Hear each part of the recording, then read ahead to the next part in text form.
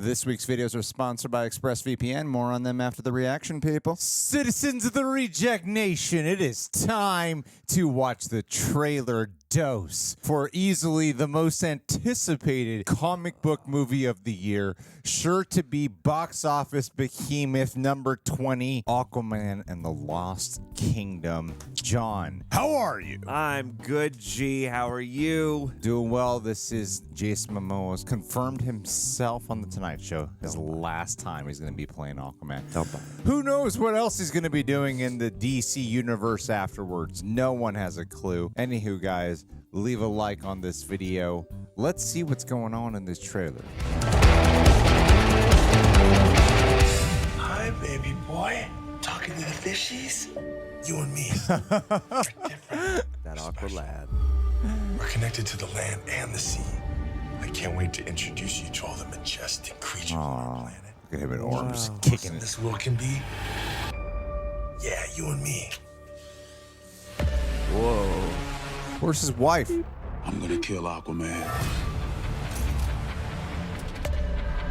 Damn. even if I have to make a deal with the devil to do it.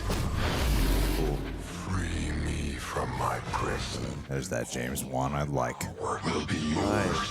The key to this prison is the royal bloodline itself. Because here they are. He needs us. We're the end of the bloodline. No, we're not. Uh-oh, he needs your kid. Oh, no. I bet his mom's gonna be upset about that. Duke Jr. He must be stopped. Oh, shit. They're going to totally kill that kid. He's got your baby. I'm coming for you.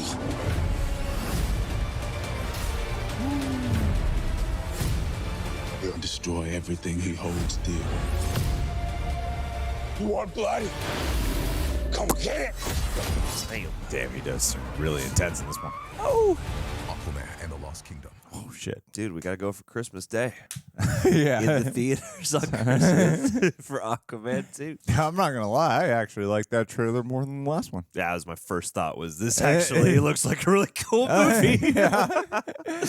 Oh, man. Yeah. Oh, wait. Whoa, hold on. You a know, minute, I though. just was thinking the fact that we are using the internet right now to watch this trailer, someone might be trying to get our secrets. So, big thanks to ExpressVPN for sponsoring this video, a real game changer I've been using for years. That's right. Years. So whenever they want to work with us, it's an instant yes. You've likely heard about ExpressVPN for online privacy and security, but there's more to it than that. However, there was a very real incident recently with Spectrum shutting down my internet and contacting me due to a suspected hacking attempt. And funny enough, I realized I hadn't actually activated my ExpressVPN on my new laptop that I got a couple of months ago, so I was paying the consequences. Having faced a serious hacking issue on YouTube a couple years ago, that made ExpressVPN my go-to for both security and freedom. I mean it. And yes, what you've heard is true. Believe me, this channel knows. You can use ExpressVPN to watch movies and shows on Netflix that are not available in your country. This means accessing a vast array of content of over 100 countries, like a global cinema at your fingertips. It's super easy. Open ExpressVPN, switch locations, refresh the browser, and there you have it. Whether it's K-dramas on South Korean Netflix, Hulu, BBC, iPlayer, YouTube, or more, ExpressVPN has you covered. And it's incredibly fast, ensuring no buffering or lag for smooth HD streaming. It's versatile too, working on not just computers, but phones, media consoles, smart TVs, and more. This means you can enjoy your favorite shows on anywhere, any screen. Protect and elevate your internet experience. So if you want to get access to hundreds of new shows, use my link, expressvpn.com/rejects. And you can get an extra 3 months of ExpressVPN for free. That's expressvpn.com/rejects. So head to expressvpn.com/rejects to learn more. Thank you again. I actually thought that trailer zeroed in a lot more on a lot more personal intensity. You know, the setup of like, I really love my baby. I'm not a single dad, but for some reason, where's We're my gonna wife? Pretend like What happened to her? she can't afford to come on the land in this one, I even can't. though she spent the first one on land. I don't know why Warner Brothers would be hiding the wife at all. It makes no sense to me what's going on. I'm sure the comments are not at all talking about that. The visuals, they actually, even though the trailer's shorter, the visuals actually popped a lot better to me. Yeah. You got more of that dark aesthetic. I like some of that like, icy stuff that we were seeing. Seems like the baby going to die, or the dad. No, it'd be the baby, because he's talking about looking for the last of the bloodline. Yeah. The last of the bloodline would he be his baby, and in the last half of this trailer, he just seems like freaking furious. Yeah, man, he's got to fight for his progeny. We're gonna see a dead baby in this movie. This is gonna be. It's gonna end Go on with to just the darkest note. The we DCEU. zoom out from the ocean, Oh, one God. bites to the surface, and then we zoom out to reveal that it's just all babies, just all over the surface of the sea. Jeez. Yeah, it's gonna be James Wan's dead baby movie. Well, I mean, I thought Manta was in the trailer for the first one. Like, while Yahya is like, I think one of the best actors around right now, it just kind of felt repetitive of the last one. But the menace portrayed, even though again, this trailer being shorter, I felt it more. Everything was just more about a feeling. And it seemed like it did expand in the locations of what we saw. It seemed like we are going to some darker terrain. It does seem like we are going to some darker terrain here, and not just physically, but emotionally for our characters this time. So I did feel like, unlike the last trailer, I did get something different here that did feel, again, more personal. Yeah, it's weird. I think this was a great choice to compact. Should have been the first trailer. It really should have, because now we know. I mean, like, the first trailer gives us the sense that like Orm and Arthur are gonna bond, and they're gonna go on this adventure together, and they're gonna do some Indiana Jones stuff. And like, you could have done that here. Like, that isn't very apparent from this, but yeah, just the idea that like he's got his son.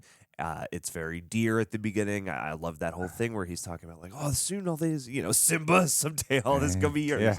Yeah. And then to do the flip, instead of Mufasa dying, it's Simba. Right, exactly. And then him and Scar got to team up. That's right, 100%. They got to go take on Hyena or something, or whoever else fits the Lion King metaphor. But yeah, like, it's a personal Bob setup. Iger. Got to go get Bob Iger. It's for him to worry about. And then this is a very universal motivation for why the adventure will start, but we know that the adventure is going to have all the dazzling, crazy visuals that we've come to expect from Aquaman. And I liked that you do still have, these what looks to be, like trench dwellers and stuff that can at least alleviate the pain of losing the trench movie. Yeah. And you've got that guy who comes up, the first guy they talk to, who I don't know exactly what his character is, but he looks like the Dunharrow King or something. He looks like the King of the Dead Army in the Lord of the Rings, and even the way he moves kind of had this like stop motion-esque flavor to it. So I'm just excited to see what kind of like Ray Harryhausen tributing they do with those characters. Yeah, because it seems like they're leaning more into the fantasy side of it, where in the first movie, because there's like, oh, we have the rules of the world, and there's like the sci-fi element of Atlanteans that are or Atlanteans, which there's no T at the end. Atlanteans. It is Atlanteans, not Atlanteans. Okay, so it's they have the Atlanteans.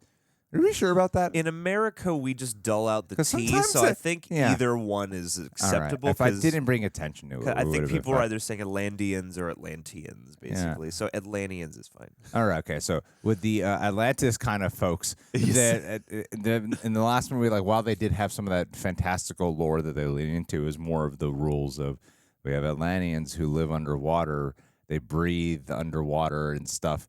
But in terms of the mysticism of destiny and more of that Lord of the Rings type of fantasy-esque quality, that to lean into that, I think is probably a smarter call to do this time around. Yeah. Or just pee on it. Yeah, just pee on it.